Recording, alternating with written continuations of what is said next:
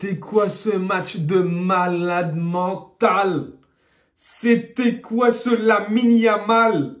C'était quoi ce Marcus Thuram? C'était quoi cette demi-finale? Incroyable. Là, ça c'est une vraie demi-finale. Ça c'est une affiche. Et je le savais, je le savais. Je le savais. Rien à voir avec le match d'hier, Arsenal-PSG. Là, ça joue. L'Inter, ça joue, ça défend bien. Le Barça, ça attaque. Mais c'est faible défensivement. On l'a vu ces derniers matchs. Le Barça, c'est faible. Le débrief commence maintenant.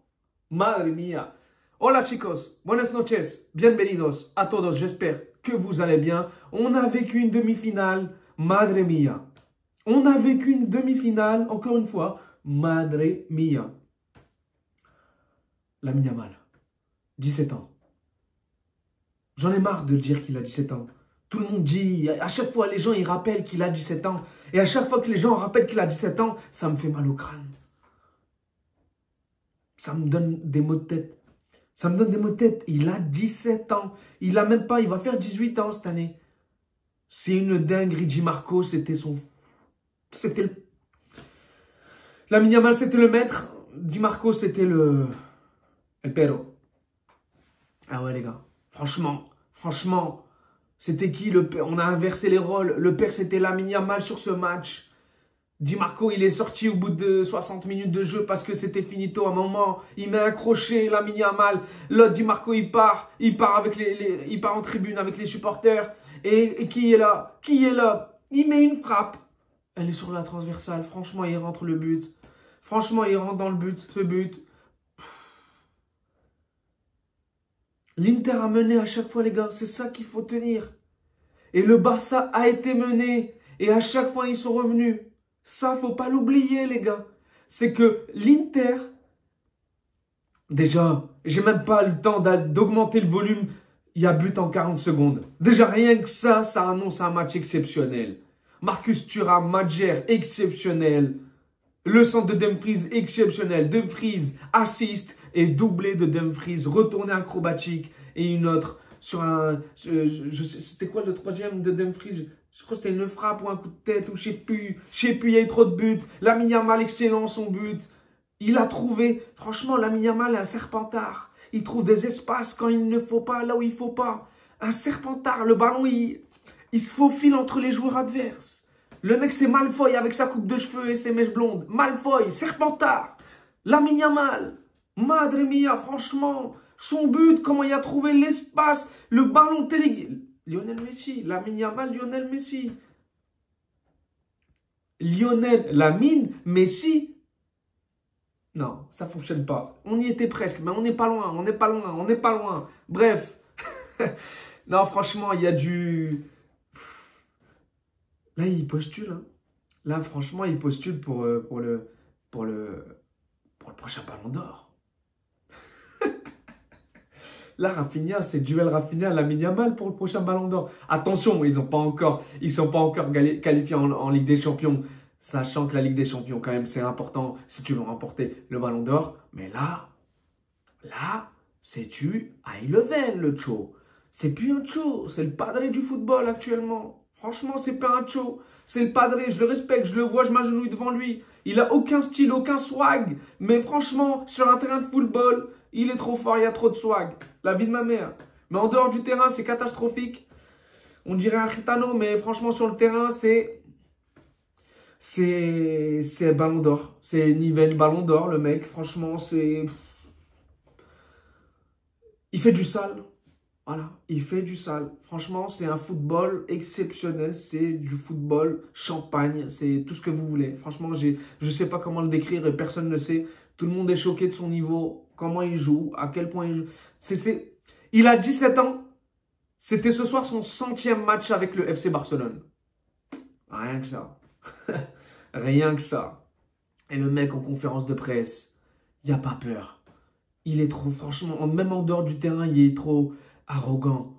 Il n'a pas peur, il dit les choses. Il a trop confiance en lui. Le mec, il a 17 ans, confiance en lui. Sur le terrain, il nous le démontre à chaque match. Et en dehors du terrain, grosse gueule. il ferme pas sa bouche. Il dit les choses, il n'a pas peur, il dit qu'il va gagner et il va tout faire pour gagner. Leader. Leader à 17 ans, Ballon d'Or à 18 ans, à 20 ans, de Ballon d'Or. Franchement, là, je suis choqué, la vérité. Ce soir, il n'y a pas Lamine Yamal, sachant que à l'entraînement, l'échauffement, il n'a pas fini l'échauffement, il y avait des douleurs. Je me suis dit, c'est fini. C'est fini, l'Inter, ils vont gagner. Parce que regardez, s'il n'y avait pas Lamine Yamal ce soir, vu la prestation de Rafinha, malgré son très beau but, faut le dire, très beau but de Rafinha, à l'aide, bien évidemment, transversale, elle va vers le dos du gardien et du coup, bah, elle rentre. Donc c'est un but contre son camp et il ne compte pas pour Rafinha. Mais la frappe, elle était magnifique. Et c'est lui qui égalise Rafinha. Et franchement exceptionnel le mec.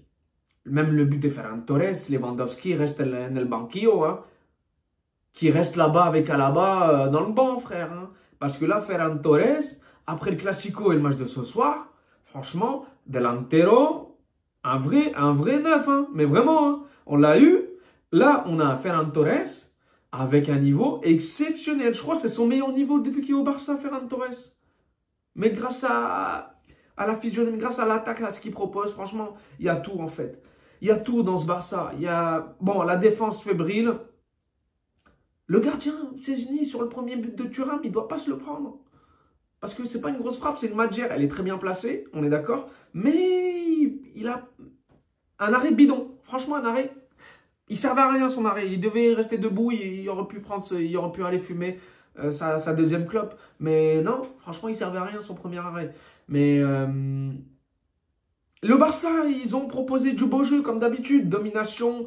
À la fin, c'était pas tout le temps domination. Hein, il y avait quand même des dominations côté Inter.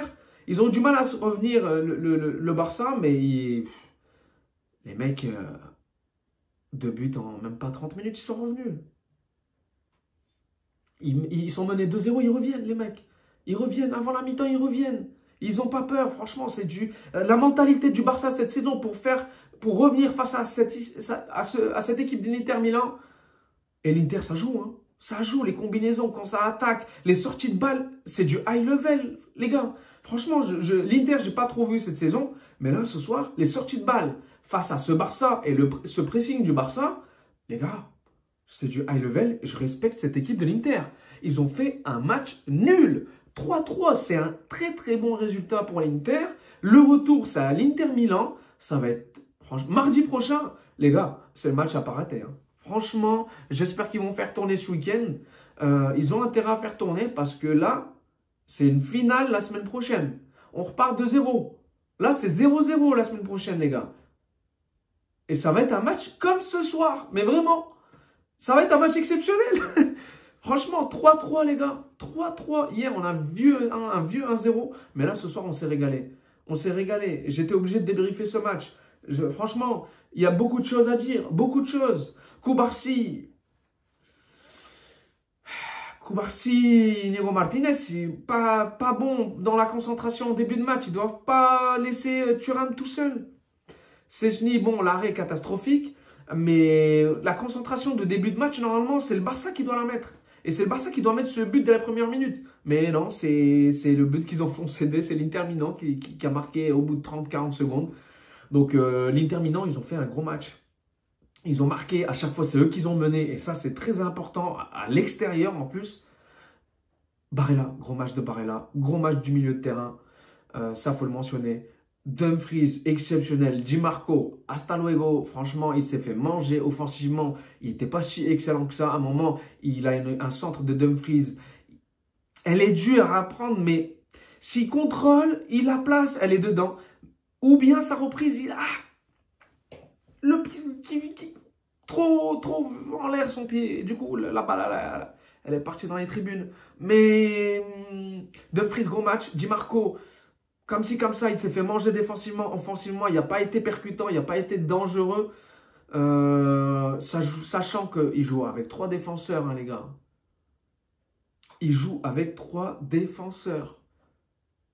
Bastoni, gros match. À un moment, le retour sur Lamine Yamal, exceptionnel dans la surface. Bastoni, gros match. Acerbi, gros match. Bissek, gros match. Offensivement, défensivement, ils ont fait un gros match, les défenseurs centraux. Le milieu de terrain, Barella, exceptionnel. Moi, Barella, je le veux au Real Madrid. Barella, je le veux au Real Madrid, il est trop fort. Mkhitaryan, pour son âge, avec Knalachoglu ou Knalacholu ou Noseku, franchement, ils ont fait un gros match. Le milieu de terrain, il a fait un gros match. Barella, je le kiffe, ce mec. Franchement, il me rappelle Modric dans ses cuisses, ses extérieurs, ses prises de balles. Barella, Barella, por favor, signor Real.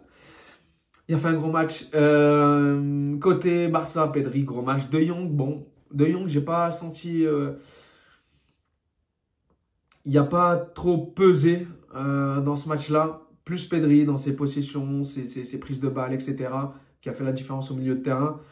Rafinha, bof, je ne l'ai pas senti. Première mi-temps dégueulasse de Rafinha. Deuxième mi-temps un peu plus là, où il y a eu des tirs cadrés. Il était un peu plus présent offensivement. Il arrivait à trouver les autres. Et il arrivait à faire les bons appels également. Mais en première mi-temps, Rafinha, il était catastrophique pour moi. On l'a pas trop vu. Et Ferran, très bon match. Lamine Yamal, encore une fois.